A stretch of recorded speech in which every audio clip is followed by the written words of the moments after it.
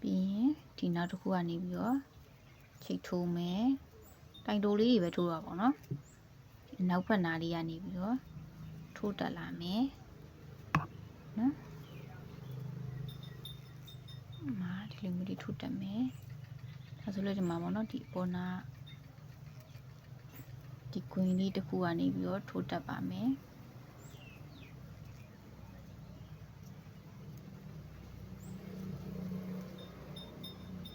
ပေါ်နာလေးကနေပြီးတော့ထိုးတက်မယ်နော်ဒီလိုလေးနည်းနည်းလေးပေါ်လာပြီပေါ်နာလေးကိုထိုးတက်သွားမယ်လွယ်ပါရဲ့နော်သူကဒီမှာဒီဖွန်မီလေးကဒီအထဲဘက်ဝင်သွားတာပါဒါလေးကိုမှထိုးတက်မယ်ပြီးနောက်တစ်ခုမှလည်းထိုးသွားမယ်ပေါ့နော်ဒီလိုအနောက်ဘက်ကဟာလေးတွေပဲတောက်လျှောက်ထိုးသွားမှာပါအရှိပေါ့နော်အရှိကိုထိုးရတာမျိုးမဟုတ်ဘဲနဲ့ဒီအနောက်ဘက်နားလေးကိုပဲယူပြီးတော့ထိုးသွားမှာမျိုးပေါ့နော်ဒီအနောက်ဘက်ကလေးကိုယူပြီးတော့ဒါလေးဆိုလို့ရှိရင်ဒီမှာပေါ့နော်ဒီအနောက်ကလေးကိုထိုးရင်လည်းပတ်တက်လာတာပါသူကဒီမှာအနောက်နားလေးပဲပေါ့နော်အနောက်မှာတစ်ခုပဲရှိရဲဒီကျိုးလေးတစ်ကျိုးကိုပဲထိုးပြီးတော့ပတ်တက်လာတယ်ဒီကျိုးလေးကိုပဲထိုးပြီးတော့ပတ်တက်လာတယ်ပြီးရင်ဒီမှာပေါ့နော်နားလေးကိုပဲပတ်တက်မယ်နားလေးကိုထပ်တက်မယ်နောက်ဒီမှာဒါဆိုအလုံးလေးနည်းနည်းလေးပုံစံလေးပေါ်လာပြီပေါ့နော်ပေါ့နော်ဒီအနောက်ဒီမှာဒါဆိုလို့ရှိရင်ဒီထိုးရတဲ့အပေါ်ဟာလေးအထဲကုန်သွားပြီးတော့ဒီအနောက်ဘက်လေးပေါ့နော်သူရဲ့ကြောဘက်ချမ်းဟာလေးကိုယူထိုးသွားမှာပါဒီလိုပုံစံလေးရပါပြီနော်ဒီမှာပေါ့နော်ဆက်ထိုးမယ်ပေါ့နော်ဒါလေးကိုနည်းနည်းရှိလေးရမှသူကဒီအလုံးပုံစံလေးကပေါ်လာမှာဆိုတော့ဒီတိုင်းပဲဆက်ထိုးပြအောင်မယ်ပေါ့နော်အရှိမပြခဲ့တဲ့အတိုင်းပဲဒီအနောက်ချမ်းလေးရပေါ့နော်ကျိုးလေးတချိုးလေးကိုပဲထည့်ပြီးတော့သူကထိုးရတာပါဒါမျိုးလေးပေါ့နော်ဒီလိုမျိုးလေးနဲ့တဖြည်းဖြည်းနဲ့ပတ်တက်လာတာပါဒ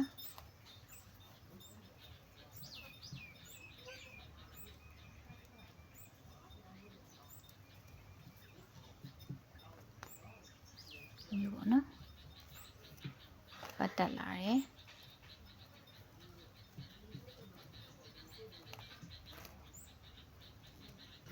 ဒါဆိုလို့ရှိရင်ပုံစံလေးတော်ပေါ်လာပြီပေါ့နော်ဒီအနောက်နားပါပေါ့နော်ဒီကျိုးလေးတချိုးတွေကိုပတ်ပြီးထိုးမယ်ပြီးရင်ဒီမှာပေါ့နော်ဒါဆိုလို့ရှိရင်ဒီမှာကျိုးလေးတစ်ခုလေးပေါ့နော်ဒီလားလေးကနေပြီးတော့တိုင်တိုလေးတွေပဲတက်သွားမှာပါ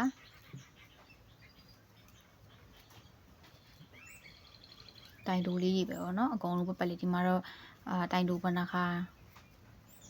5ခါ6ခါ9ခါပေါ့နော်ဒါမျိုးတွေမရှိတော့ပါဘူးတခါတည်းပဲဒီတိုင်းပတ်ထိုးသွားရပါတယ်မကြော်ဘဲနဲ့ပေါ့နော်ဒီမှာဒီနားလေးကနေပတ်ထိုးသွားမယ်ဒီမျိုးလေးပေါ့နော်ဒီတိုင်းလေးပဲအပေါ်လေးကိုဆက်တက်သွားမယ်ပေါ့နော်နည်းနည်းချင်းစီတစ်ချက်ချင်းစီထိုးပြီးထိုးရတာတော့အရင်လက်ဝင်နေပေါ့နော်သူကဒီအနောက်ပိုင်းလေးကိုယူထိုးတာဆိုတော့တိုင်းလေးပဲဆက်ထိုးသွားမယ်ပါပေါ့နော်ဆက်ထိုးသွားမယ်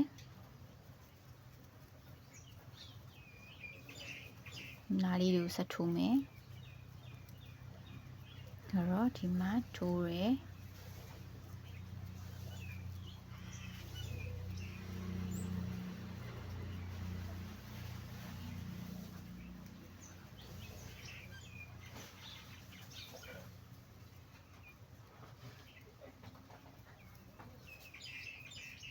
တောက်လျှောက်ပေါ့နော်ထိုးရင်းနဲ့သူကသူပုံကြီးတဖြည်းဖြည်းနဲ့ပေါ်လာရပေါ့နော်ဒီမှာဆိုဒါဆိုပတ်တက်တဲ့ပုံစံမျိုးလေးပေါ်လာပြီပေါ့နော်ဒီအနောက်ကလေးပဲပေါ့နော်အဓိကဒီအနောက်ကဒီအရှိဘက်တွေမဟုတ်ဘဲနဲ့ဒီအနောက်ဘက်ကခုံးနေတဲ့ဒီကျိုးလေးကိုပဲယူထိုးမှရမှာပါ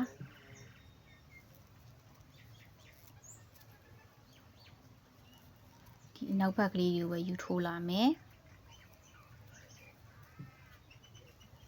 နောက်ဘက်ကလေးပဲပေါ့နော်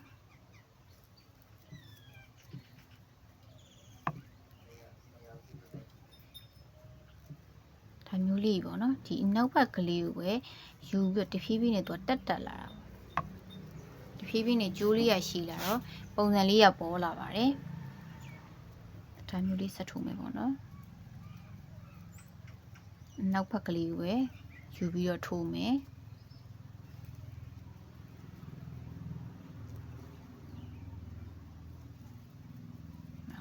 နောက်ဘက်ကလေးကိုပဲထိုးပါမယ်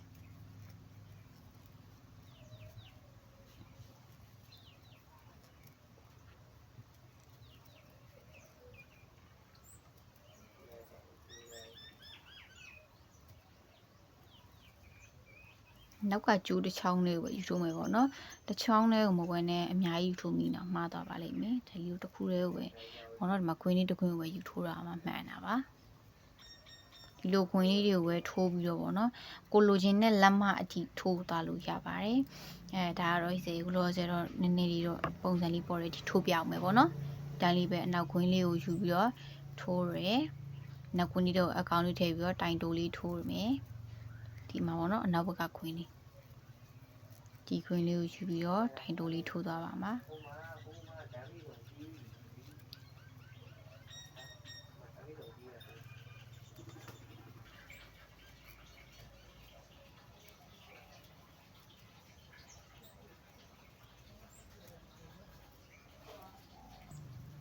အခုပေါ့နော်ဒီမှာဒီနားလေးရောက်လာပါပြီ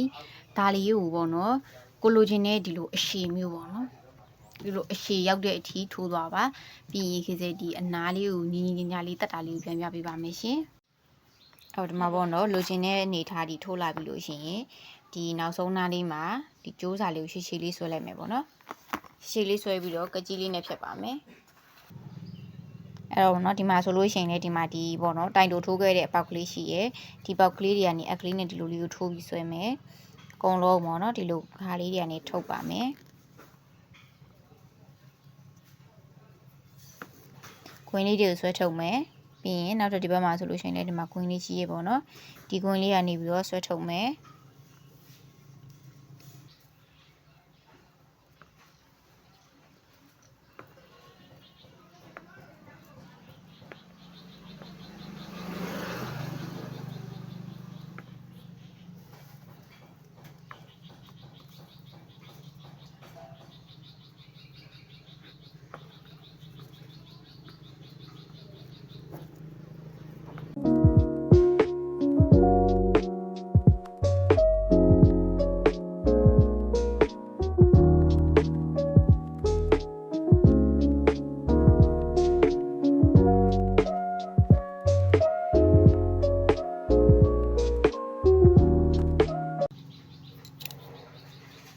ပြီးတဲ့အခါကျရင်ကိုလိုချင်တဲ့နားရည်နေပြီးဒီလိုမျိုး